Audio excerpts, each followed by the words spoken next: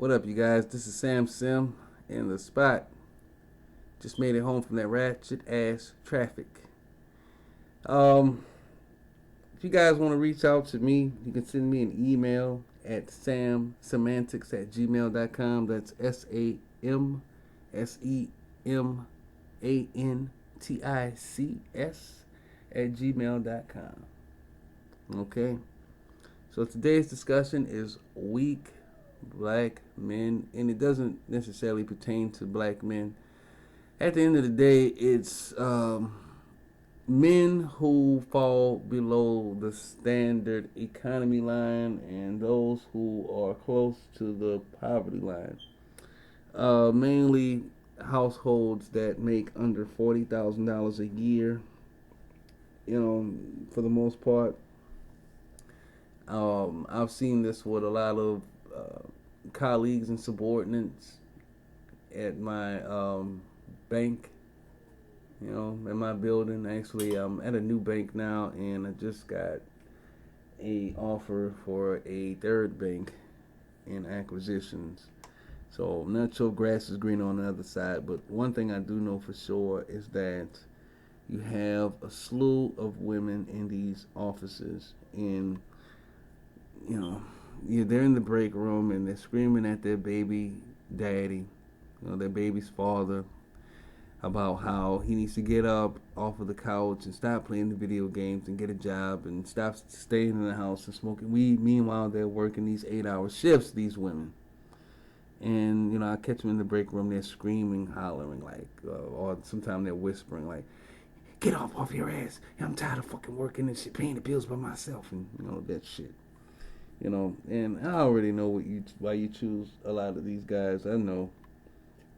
Talk to a lot of these females about it, and it's a sad situation. But hey, I'm upset at the women for making these poor choices, and not because they didn't choose a guy like me. Fuck no. It's because it sets the standard, and it's confusing when you think about it. It's like, why would you choose these guys? I mean, is it because you think that your children are gonna grow up stronger, or you think that you have the best genes and your kid's the cutest now since you have genes from a thug? I have no idea, man. Or some guy that's incapable of maintaining a job, or maintaining legal gainful employment. He's unable to establish Social Security. He doesn't have any 401k or retirement, nothing established at all. I mean, some of these guys, they're well past their hustling years, and all of a sudden these women expect them to be men, and it never works. They end up breaking up, and next thing you know, they want a guy with stability.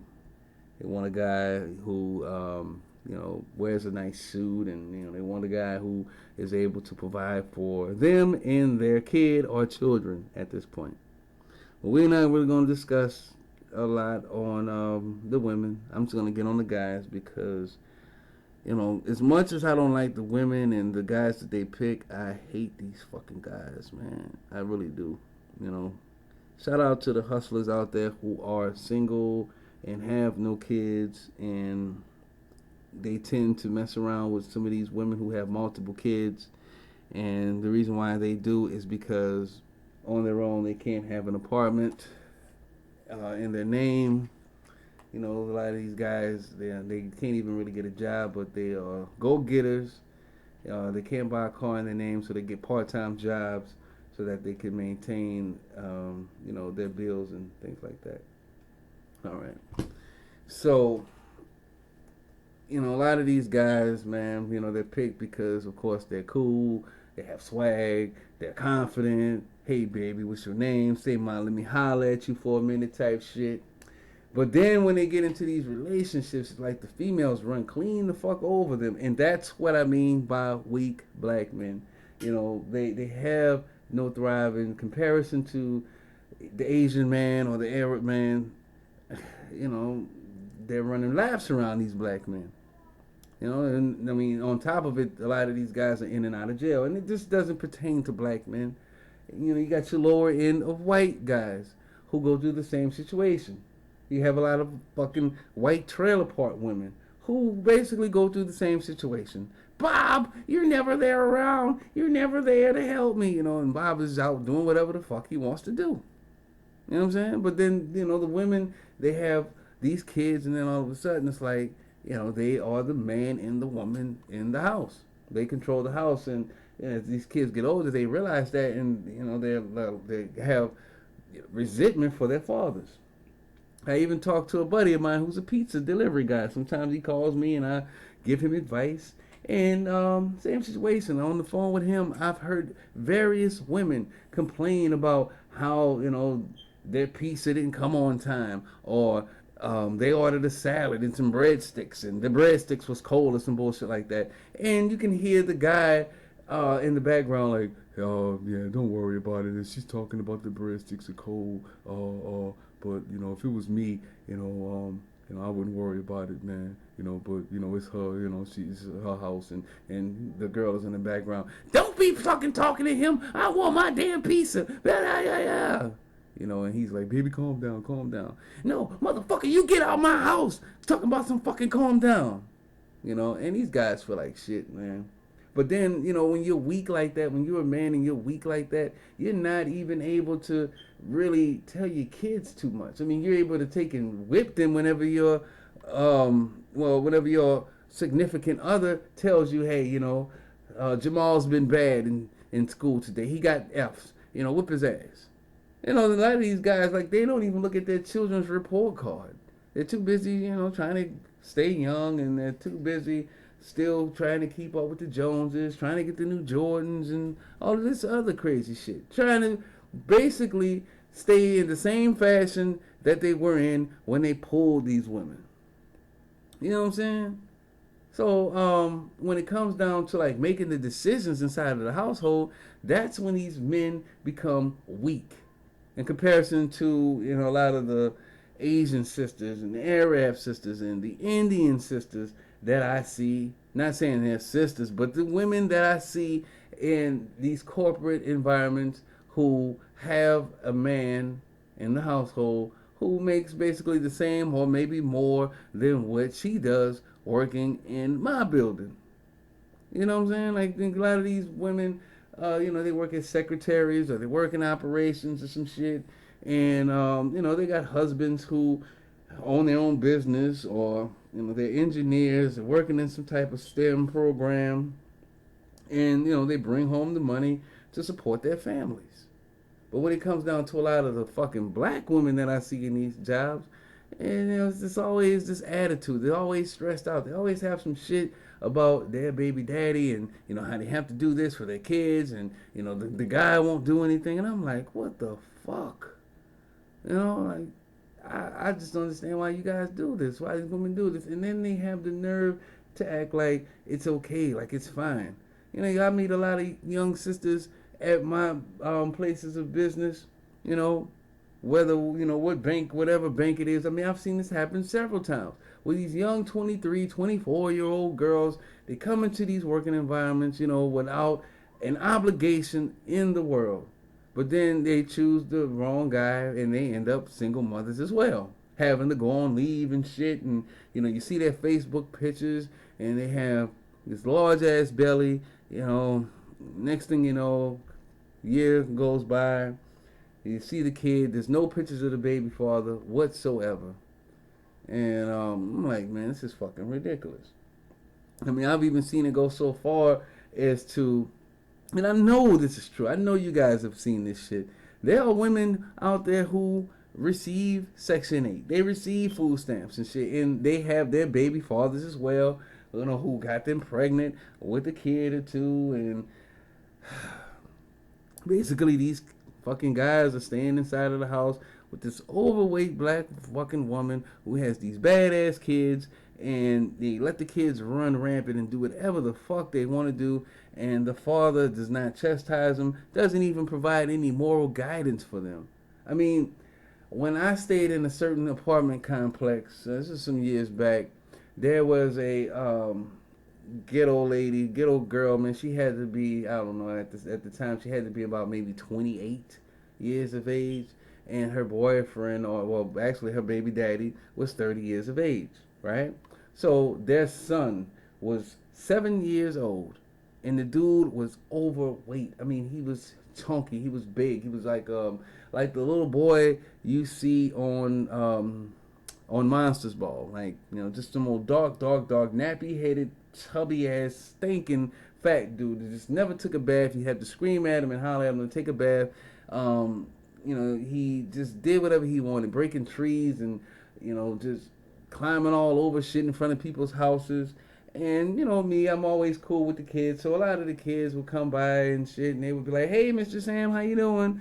And like I'd be outside eating a popsicle or some shit, and I'll give them all a popsicle. But I told this guy, this little boy, one time, I'm like, "Hey, forget his name," but I'm like, "Hey, stop breaking these trees in front of my house. Stop breaking these limbs all in front of my fucking sidewalk." And I didn't say fucking, I'm just saying, "Hey, man, stop it."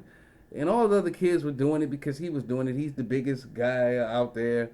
And the other kids, they actually stopped. So I went inside and looked out my window, and the little boy is still out there doing this shit. And I know his father because, the mom basically tells him when to go, where to go, gives him money to go and buy his cigarettes and buy a beer or two every now and then. But she controls the house. Her and her Section 8 and her little job that she has, she controls the house. So when the little boy was standing outside with the rest of the kids, and I came outside with a bunch of popsicles. I'm like, here you guys go. And he noticed that I didn't give him one, and I said, "Look, man, I told you to stop breaking these trees in front of my house. Stop breaking the branches and the twigs off of my tree. This is why I'm not giving you one, because you do not know how to listen." The boy screamed his ass off. He saw all those other kids not getting one. He went, "Wee!" I mean, loud, high pitch to the highest level. I was like, damn. And then the mom runs outside, and she's like, "What's going on?" And I explained to her, all the other kids are smiling, eating their popsicle and shit.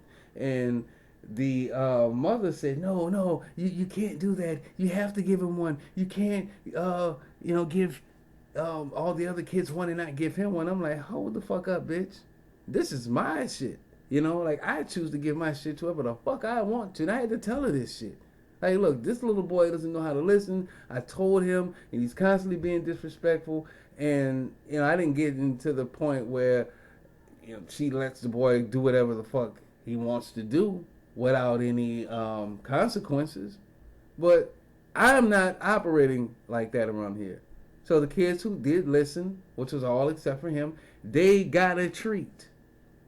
You know what I'm saying? But she's going to tell me, "No, you got to give him one too. You got to give him one too." Oh, no, I don't. You know what I'm saying? You need to get your kid in check or keep him away from my fucking house. Okay? So, I hate it. And, the men, they can't really tell these kids what to do because it's like, "Don't be telling my child nothing. No, you can't even keep up with your motherfucking self," But then on the flip side of it, if these guys wouldn't run away because they can't economically or financially take care of these kids, then all of a sudden it's like, "Motherfucker, you don't even spend time with your kids." So it's a lose-lose situation. So it's just like you have to make sure that your funds are straight dealing with, women and these damn kids, man. I'm getting sidetracked, but there's something else I want to talk about. But yeah, these motherfucking black men out here on the street shit, it only lasts for so long, and then the next thing you know, they're locked up in jail, they get out, the police know who they are, they know their faces, and it's over for them. I just got a call today. A buddy of mine in New Orleans called me today and told me that a guy that we both know, he's running from the police right now because there was a murder this morning. Possibly a murder, because when he passed by, he saw the guy's guts hanging in the middle of the street. And, word around the hood is that this one particular guy was the one who did it, and the police is looking for him now. Third time felon. Third time. Never wants to leave the hood. And that's a whole nother video that I need to do. Because a lot of these guys, like, they never want to leave the hood. It's like, "Oh, I can't turn my back on the hood." And, this shit is weak. It's weak-minded. And that's why we have the women out here fucking around with these losers. But then I hate the fact that, that's like the majority of the the pickings that are out there, but there's no fucking standards anymore. There's none. And as strong black men, we get criticized for having this critical way of thinking. So I don't know, man. Just shout out to all the sisters, man, who tend to choose their men based on a different standard. That's for damn sure. Because I get a lot of these fucking guys who are weak-minded, and the women run the household, and I, have conversations with them like, man, yeah, man, I always look up to you, man. You always give good advice, man. But you never implement the shit. You guys always want to fucking be my friend, always want to send me Facebook fucking requests constantly. Your baby mama sending me Facebook requests, and then, to half of the other baby mamas, they don't want their men dealing with a guy like me because it's like I'll put them on their game to the point where they'll be so financially stable where they'll leave these women. Like, look, man, you're gonna have to take and start a business on your own. You got all these felonies, you can't get a job. What can you do? How can you contribute into the economy so that you're able to benefit from it as well? When I have these conversations with them, and they tend to thrive, which is only 2 guys that I know out of like maybe 30 of these motherfuckers. And, like, when they finally get their shit together, like, they're out of there. They're out of there. Like, they're gone. They're going to find them another woman who, thinks on a different level. But at the same time, it's like a lot of these women, they'll cripple these guys. And don't get it twisted. I hate these motherfuckers. I hate them because, they think that, it all stops with just fucking the woman and getting her pregnant. And that's it. And like I said in another video, how a lot of these women are bitter. And these are not even the ones that are trying to trap them. These are the ones, that also, just got fucking caught up. Without even thinking about the fact that, hey, I have, responsibilities of my own. There's things that I want to do in life before I fuck around and have any kids. And all of a sudden, here comes the child. So, and it's not these men getting trapped either. It's like they have nothing to get trapped behind. So, motherfuckers ain't shit out here, man. It's terrible. These niggas ain't shit, man. And then they make motherfuckers like me look bad. And that's the part that I don't like about it. When it comes down to learning a trade or just trying to make something better of yourself, they don't see it. It's all about the new J's. It's all about, those rims and shit like that. Meanwhile, other races of people tend to understand this shit. And they, run their families. And they run their families the right way. So, that's pretty much what I'm going to say right now. We won't make these videos too long. But yes, definitely reach me on samsemantics.com. SAMSEMANTICS @gmail.com. Get at me on Facebook. Get at me on Twitter. And you can also get at me on Instagram. I just set up those social media accounts so that I can kind of like interact with people.